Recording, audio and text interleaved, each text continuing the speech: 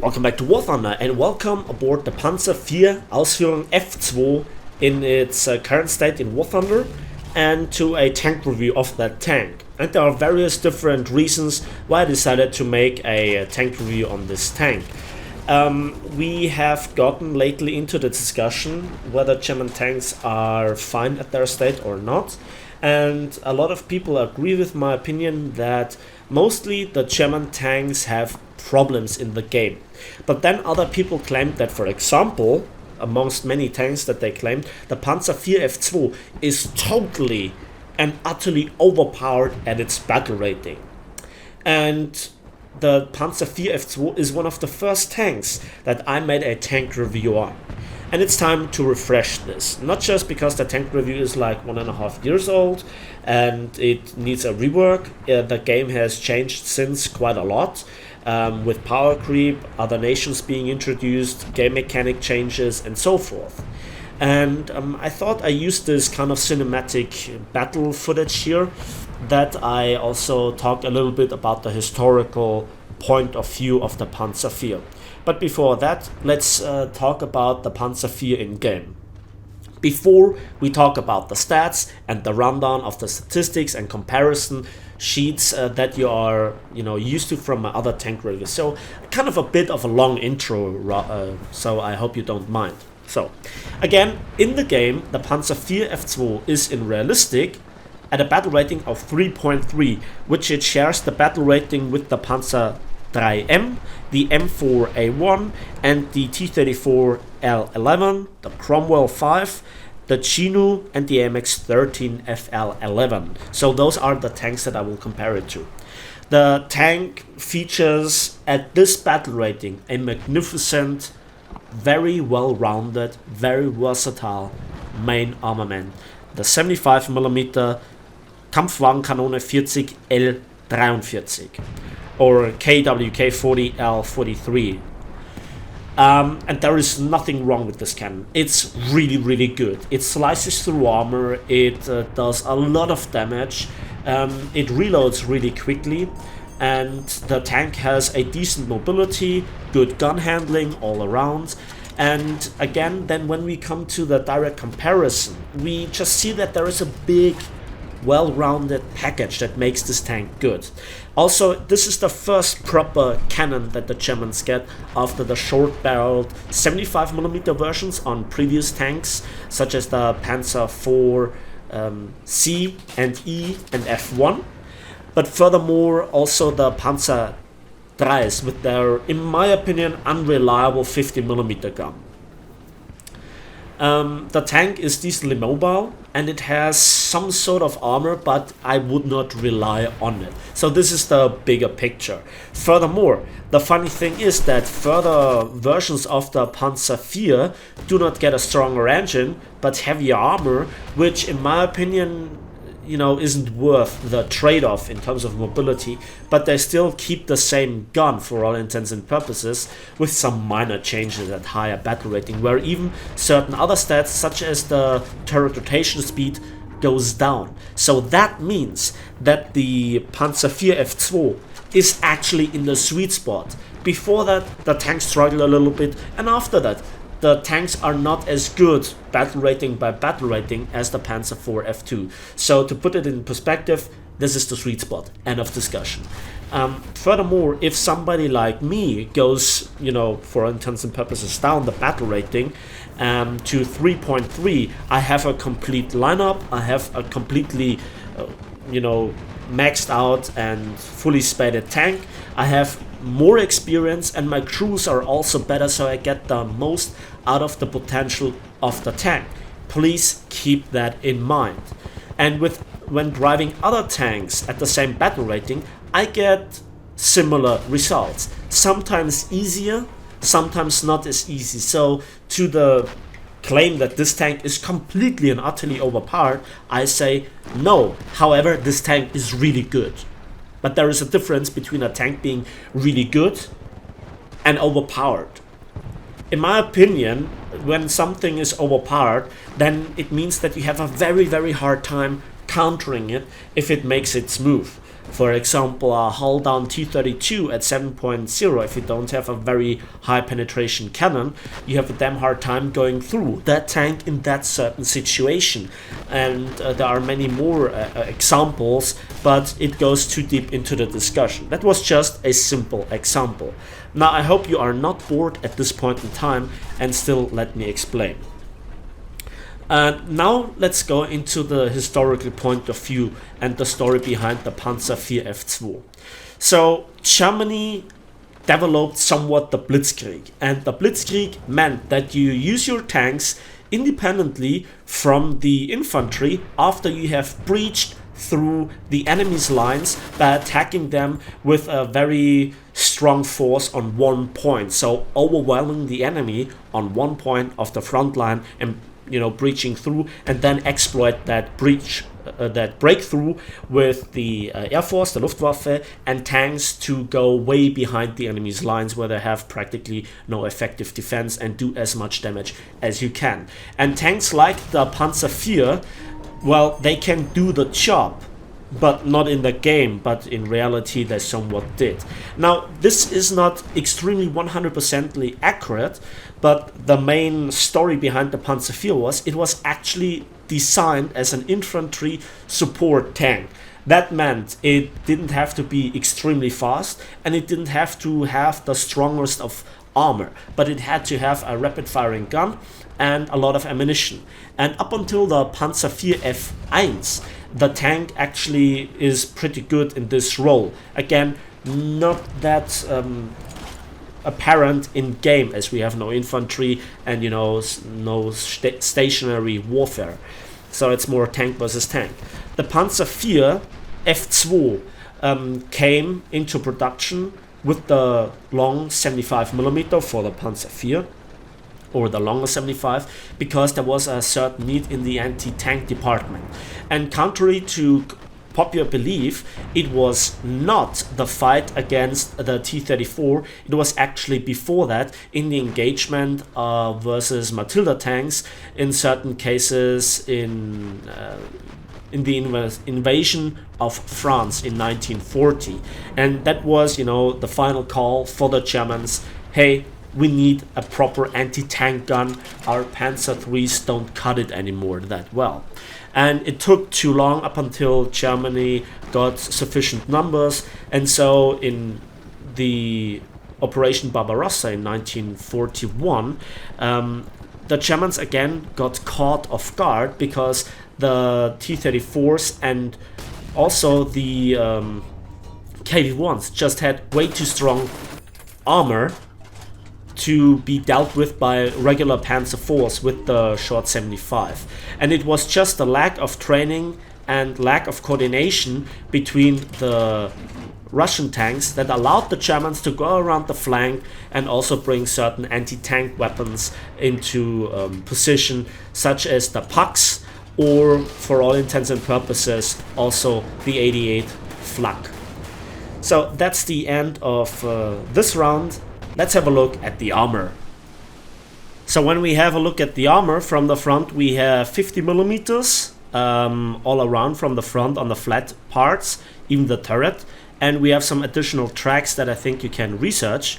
And yeah, that's the front here. We have also this step and some lower caliber shells from 75mm downwards can actually deflect here and don't penetrate, but a lot of shells these days go through certain overmatch mechanics or armor interaction rules. This additional tracks, well, I would not count on them. The maximum value that they give you is around about additional 20, so best armor is 70mm flat. The turret has no additional track cover, and there is just a very small overlay area here where you actually have 100mm of thickness, with a big cupola being just 30mm thick. So it's also not the smallest target. The best target that you can think of is this driver's hatch. I will come in a moment why that is, with any tank in the game. Furthermore, we have the sight with just 30mm, so it's not very strong. Even Soviet 25mm SPA can penetrate that. The rear is also 30, and the top is just 10 millimeters, so very vulnerable from aircraft attacks, even from 50 caliber. So yeah, the armor is not its strong point, let's put it that way. So every tank in the game, I guess, at this battle rating that comes across a Panzer IV can penetrate its armor at certain points, and there are huge areas where there is no additional track cover that you first have to research. The X-ray reveals we have 5 crew members. We have the driver and the machine gunner here in the front of the hull, and we have 3 additional crew members, the gunner, the loader, and the commander in the turret. So that means you can survive a solid shot that just kills all the people in the turret. And with 2 crew members, you're somewhat sort of combat efficient. We furthermore have fuel tanks here on the bottom of the tank. Furthermore, the engine in the back with some big radiators, and the transmission is in the front, so some SPA penetrations will get absorbed. And we can see the problem of the tank, and that is ammunition. We have 87 rounds distributed throughout the entirety of the tank, your usual ammo racks and so forth. And if you remove everything but 30 rounds, you are left with this ammo rack just behind the driver, and that is more than enough for any given battle. However, you will not get a one shot by those side shots or some random penetrations. So yeah, the armor is not the best, but the tank features a bit of survivability, and yeah, not too bad, not too bad. Now let's talk about the mobility, and we can see we have 300 horsepower for 22.6 ton. That is similar to the Panzer IIIM, and the horsepower to ton ratio is 13.3 for a medium tank. Later on, that is kind of a similar horsepower to ton ratio that you get on certain heavy tanks, but for the Panzer IV F2 line and onwards with the anti-tank gun, this is probably the best one. And you can see you're not the worst, you're not the best, but you're also not outstanding. When we look at T-34, 1940 and Cromwell, you can see that, you know, they are so much better. The top speed with 43 is also kind of average in this region. You kind of see it on the long run. Your ground resistance stats or ground pressure is actually not too bad, at least it doesn't feel. Again, we have no data here from Gaijin, but the tank moves around. We also have a reverse speed of -8 kilometers an hour, and that is just better than the -5 or -3 kilometers an hour that you see on the M4A1 or the Cromwell. Every other tank has no neutral steering, with the exception of the Cromwell. So the tank moves around, but it's not a Hellcat. Okay, that's the base message. It comes around, it can do its job, and it's not too sluggish. But it is, again, no Hellcat and no real dedicated flanker. But in certain circumstances, you can just go into position as fast as some of the other tanks could. And that is, you know, not really overpowered, is it? But it's good, it's decent. But now let's talk about the business end of the Panzer IV Ausf F2, which makes it so good. And that is the 75mm Kampfwagenkanone 40 L43. We have a lot of ammunition, as I told you before, with 87 rounds. And you know, you just need not even a third of that, and you're good to go in most battles. I mean, if you then run out of ammunition, you either have a lot of misaim or you had an excellent battle. The reload is also pretty nice, actually, with 5.9 seconds, but other tanks have faster reload.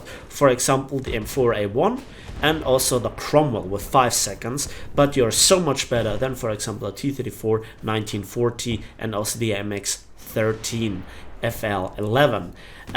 But of course you have a slower reload than the 50mm of the Panzer IIIM. But you can see, again, you are good, but you're not outstandingly good, and again, not too overpowered.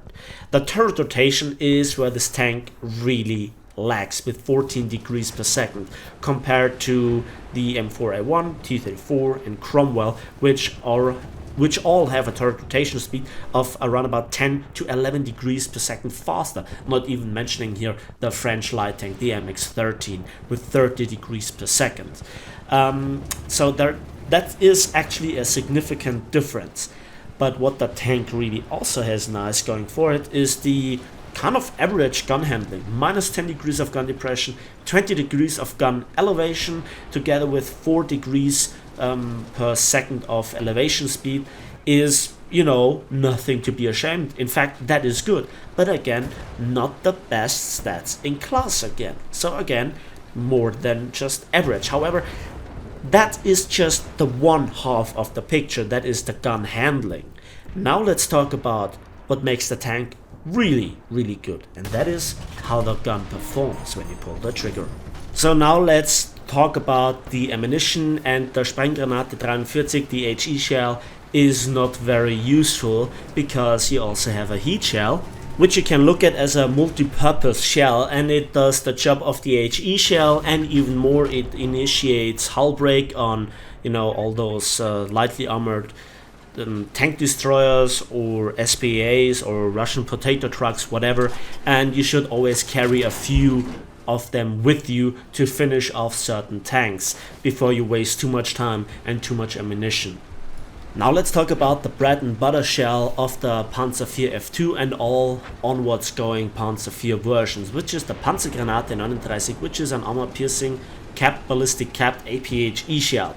The shell travels at a okayish muzzle velocity of 740 meters per second. In battle it actually feels a little bit better, and you have an astonishing penetration with your standard shell, which it is, of 135 millimeters. That is really, really good. Furthermore, it is a armor-piercing high explosive shell, so we are looking at a burst charge of 28.9 grams of TNT equivalent.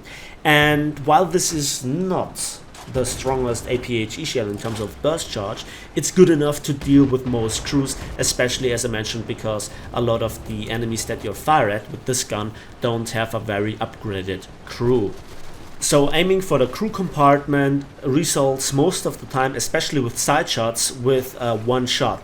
And also we are having a fuse sensitivity of 15 millimeters, and that is so much better because this reduces a lot of the over penetrations that you get with your Panther 75mm or the long 88 or the short 88 or the 128mm, because they have higher fuse sensitivity, and your fuse delay is good enough so that the shell explodes in the middle of the tank exactly where you want it.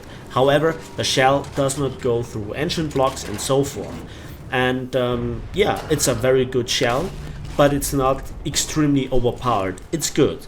And other tanks have some trade-offs, so less penetrations for most of them, but then sometimes, you know, just being a solid shot with the recent buff, or also a higher burst charge. And especially when you shoot at turrets, for example of Shermans, you will often just kill the crew in the turret, but the crew in the hull carries on, and so you need at least 2 shots or the enemy can escape.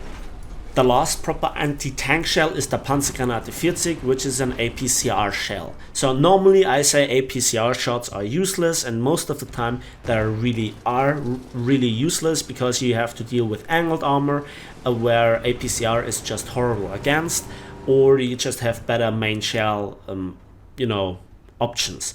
And with the Panzer IV, that is true. The Panzergranate 39 is just an all-around better shell. And the Panzergranate 40 has very limited use, but it has an astonishing penetration of 175 millimeters and at close ranges, and also the muzzle velocity is good with 919 meters per second, so hitting targets that are further away is much easier than with the standard shell. You can really deal with certain tanks that usually you would have problems in the normal tank. For example, and this is kind of funny, if a KV-1 angles, you still can punch through the frontal armor when it's angled because your penetration is that high. And you then can disable him and do the necessary actions to then finish him off again, hopefully with the Panzergranate 39. So that is kind of the firepower, and you see the tank has a lot of versatile ammunition, it has strong ammunition and a lot of penetration, and the reload is really not that bad. And so we have here the ammunition in a comparison. So yeah, a lot of tanks have APHE with greater burst charges, but you know, the raw penetration is just way better. Then we also have a decent muzzle velocity. We also have, as I said, the HE shell being not that exciting, but the APCR is something that you usually don't have. Just the Panzer IIIM comes close to it, and for the M4A1 and the T-34 1940, it is actually the solid shot that I have listed here because it features better penetration than the APHE, but it's you know, something that you really should take into battle as well. And again, the Panzer IV F2 at this battle rating in comparison is the only tank that features this kind of heat shell. However, tanks like, for example, the M4A1 have a big 50 caliber top mounted machine gun to finish off some lightly armored targets. So I think that's enough theory crafting. Let's go on with a single battle that I will comment on. So, final gameplay of the day. We are here on Poland. I know, all the jokes. And we are going straight in and just going very aggressively in. That is one of the reasons how you get, or one of the ways how you can get a lot of kills. If you have the good tank with a good gun and you have the good reaction time, good aim, you just come off best most of the time. And we actually get our first customer of the day, a Crusader, and we one-shot him. No big surprise there.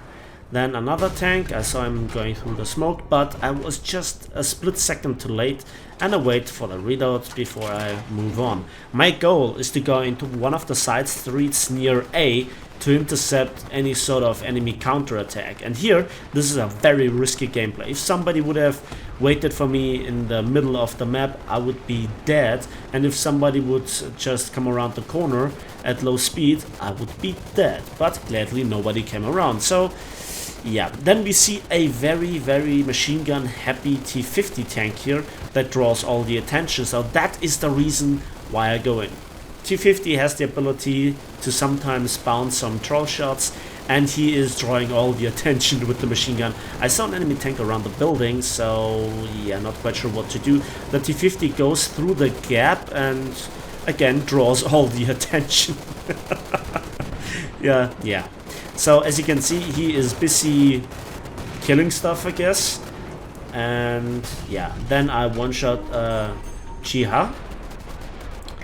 And there comes the T-50 around the corner. So seems like we have cleared that area with that machine gun happy guy.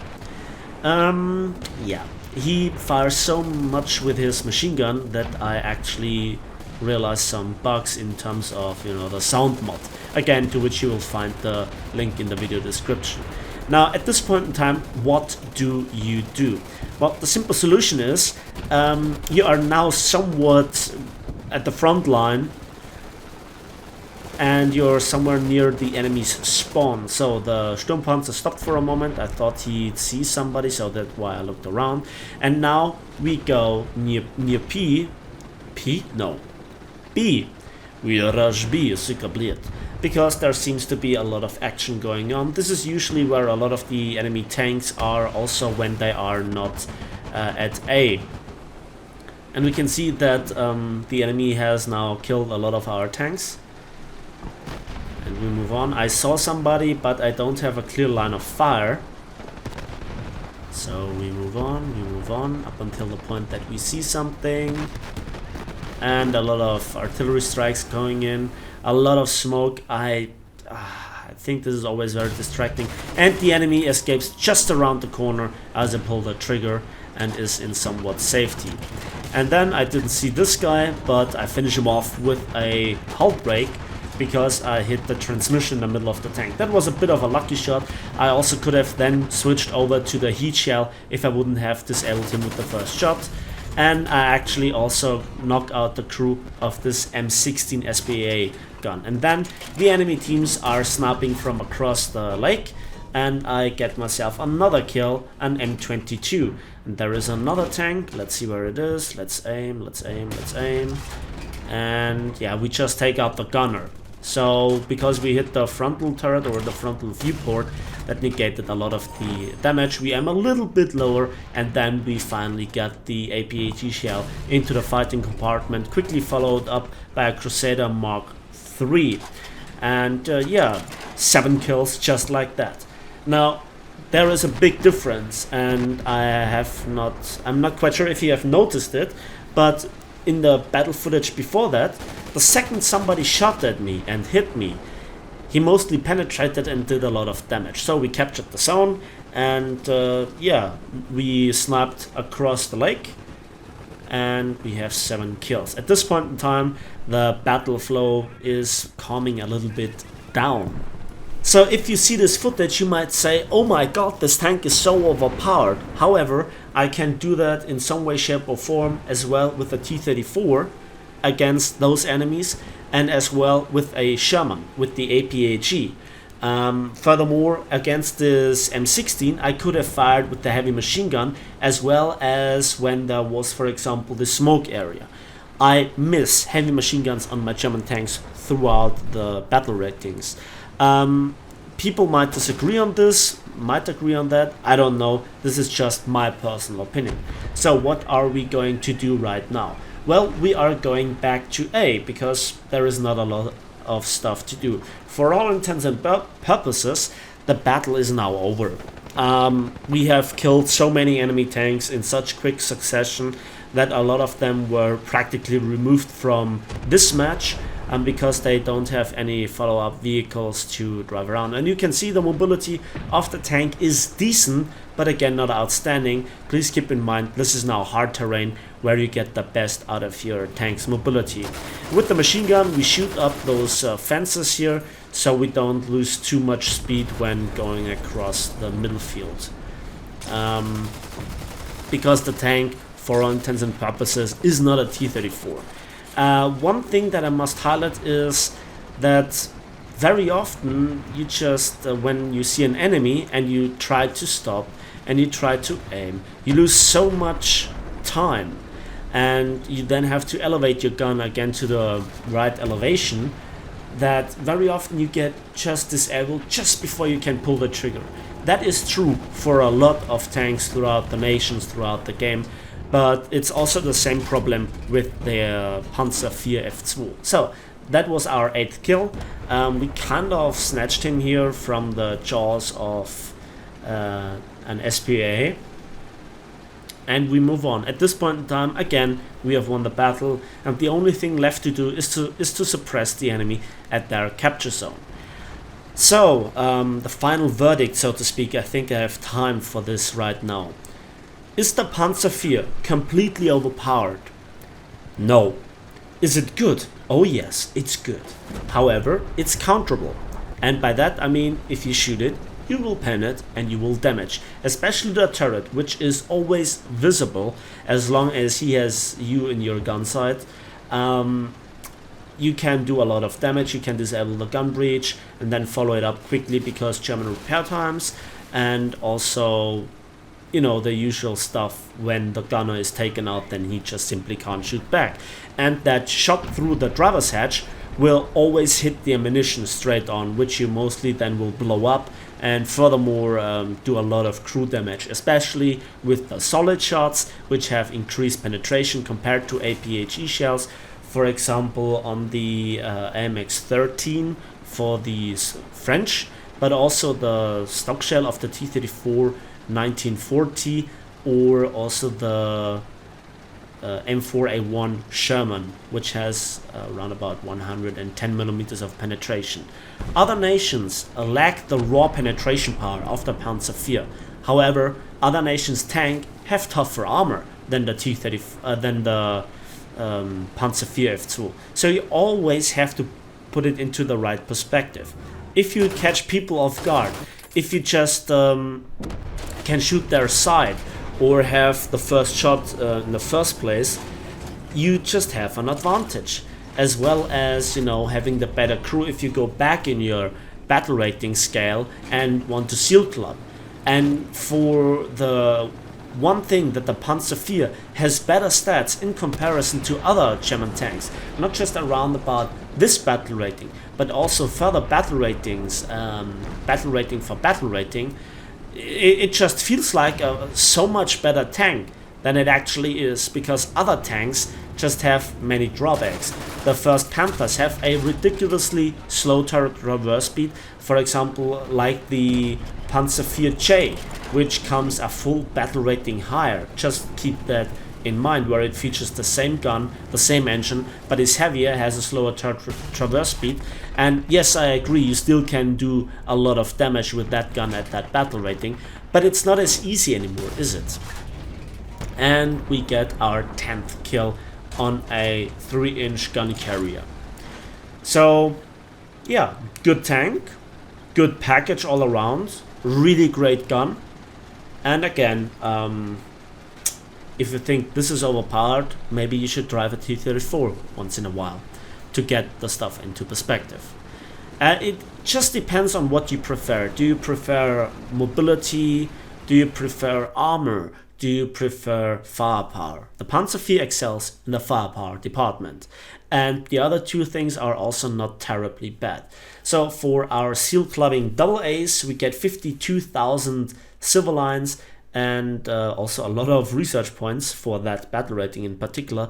A lot of awards, amongst them not just survivor but also mission marker, which I get also not that often. Yeah, that's it for me today with the tank review on the Panzer IV F2. Let me tell in the comment section what you think about this tank review style compared to previous tank review styles and also the old Panzer IV F2. So thanks for watching, thanks for listening. Please give this video a like if you did, subscribe if you want to see more, and we'll see each other on the battlefields of War Thunder.